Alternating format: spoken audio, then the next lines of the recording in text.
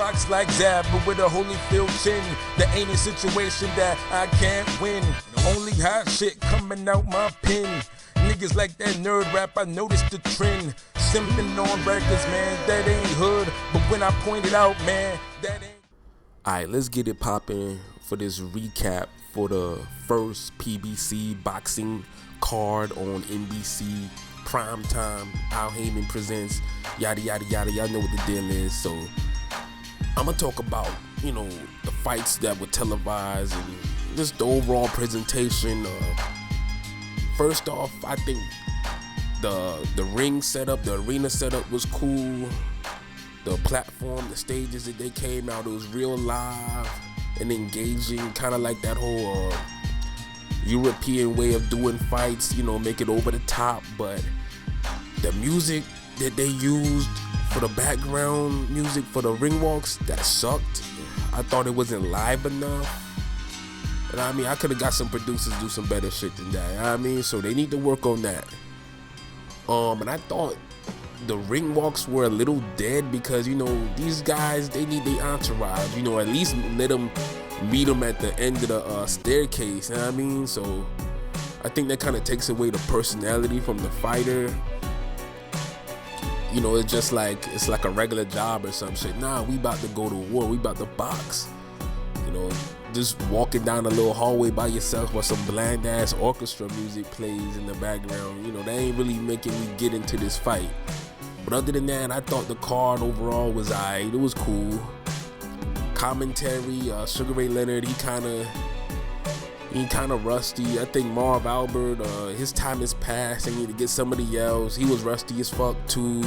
Nobody was horrible, but nobody was great either. Smoger was good. I liked his role. He was good. He shined in his little moments. Layla Ali, she's more of a backstage interview person. I don't think she really offered anything in the whole being in the corner. I think BJ Flores was good in that aspect. Because they got a lot of heads, trying to be on this card and be a part of the presentation. So they need to delegate that a little better. But it's the first go around. So hey, it is what it is. It's cool. First fight, Broner and Molina. Wow. On one hand, I'm glad that Broner boxed good. He did everything that we all complained about him before. He walked down a bigger man behind a stiff jab. He was doubling it, tripling it, going to the body, going back up to the head. My biggest gripe with Broner and that fight in general is Broner didn't close the show. He had an opponent in front of him that only threw 249 punches in 12 rounds. Nigga, that's like 20 punches, 25 punches a round? Like, that shit was terrible. It's like, yo, get this bum off my fucking TV. Real talk, like. It just, I hate to sound so negative on it, but god dog, like, come on, bro. Like, you gotta try harder than that. And, I blame Molina more so, but Broner gets a little blame too, because if you're the better fighter in there and the guy is just there in front of you, it's not like Molina was running around the ring trying to survive and blocking everything. He was right there. Like, come on, beat this nigga ass. Like, what you doing? So that's why Broner get a little blame from me on that shit. But Molina sees the opportunity, make the best of it, come forward, throw bombs. I thought I had Molina winning about maybe 2 rounds. One round clearly, and the other one was close. I think it was the third and fourth. He did rock Broner with some good shots, but Broner, shrugged them off. It was all good, no problem. So, in that case, Broner step it up, get this guy out of here. And this is the reason why a lot of guys love these punchers and they rate boxers from yesteryear so highly, because those guys used to finish niggas. You think a guy like Molina standing in front of Felix Trinidad gonna make it 12 rounds throwing 249 punches and he's not running around the ring like Joppy in the fucking Jermaine Taylor fight? Like, come on, man. Some people be a little too critical for Broner, You know, because Broner did box good, but he needed to close the show. End the story. Next, Thurman and Guerrero. Thurman did what he was supposed to do. His star shined the brightest that night. He kicked Guerrero's ass up and down that fucking ring. And he got the knockdown. I told y'all, he was going to beat this dude's ass. The only time Guerrero was able to do anything was when Thurman got gassed out, winded, you know what I mean, real tired from knocking him down and trying to finish him off. When he got him in that corner, oh man, the ref could have stopped it, I mean, but it's cool he didn't, because we saw a better fight because of that, and Guerrero was able to get at Thurman. And he wasn't really all that effective. He was on the inside, and he was landing his little big shots that he do. You know, he was a little pitter-pat, Andre Ward type bullshit punches on the inside and clinch. And Thurman was on the ropes, but Thurman was still landing.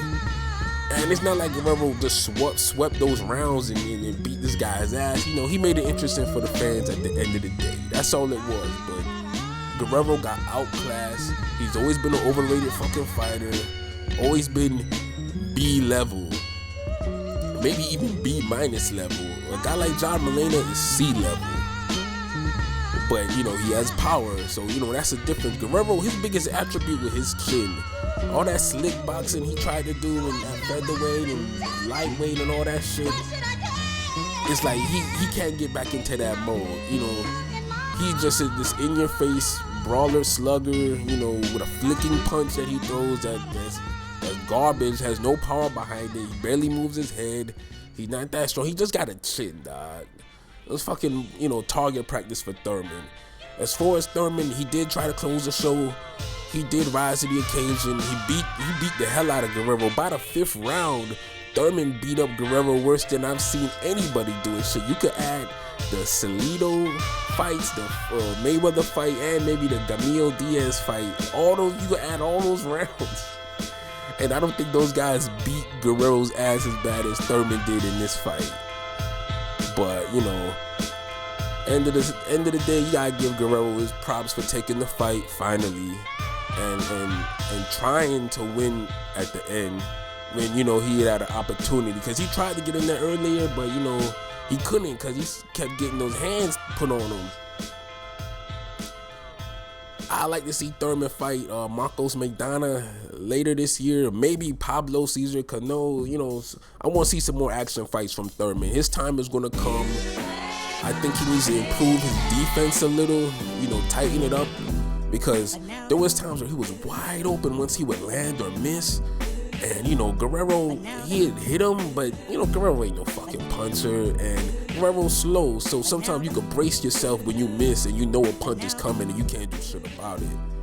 But Thurman definitely needs to tighten up his defense. Needs to work on the inside game a little more. But other than that, he's on his way. He could be a star in this sport. Abner Mares, that's my dude right there. He looked good. He was aight. I think he had the hardest opponent because his opponent was an Olympian, former Olympian, and he was really game as hell. He came in there and, you know, he was throwing bows. You know, he was fighting. He was really going at Abner. So Abner really had to just fight back with dude, and it made it a decent fight. I like to see Abner Mares fight Leo Santa Cruz. You know, get a top fight soon because I'm tired of seeing all these, you know, these regular matches. See, man, I'm used to Abner, you know, getting these meaningful fights because when he went on that one stretch from, I think, Yanni Perez all the way up to damn Eric Morel or Johnny Gonzalez, that was a good stretch of fights, man. You can't front on that. But, you know, he took a bad loss and he got to rebuild himself, so that's cool. You know, take your time, but don't take too long, man. We want to see you in there with a bigger fight, you know what I mean? So that's all I got to say in regards to that.